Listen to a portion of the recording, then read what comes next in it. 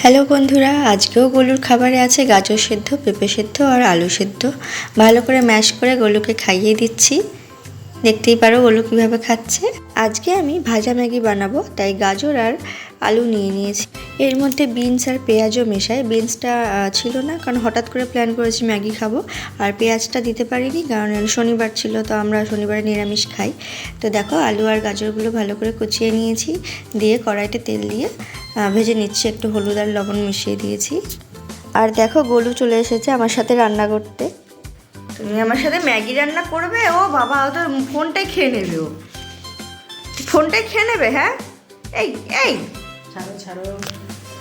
তুমি কি ম্যাগি রান্না করতে এসেছো?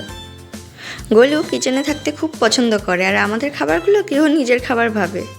আলু গাজর ভাজা হয়ে যাওয়ার পর তার মধ্যে জল মিশিয়ে দিয়েছিলাম, এবং ফুটে যাওয়ার পর ম্যাগি মশলাগুলো ওর মধ্যে মিশিয়ে আর ম্যাগিগুলো আলাদা করে সেদ্ধ করেই রেখেছিলাম। তো দেখো, আমাদের ম্যাগি রেডি হয়ে গেছে। তোমরা কে কে ম্যাগি খেতে খুব পছন্দ করো কমেন্ট করে জানিও। আর ম্যাগি দেখে গোলুর রিয়াকশানটা একটু দেখো।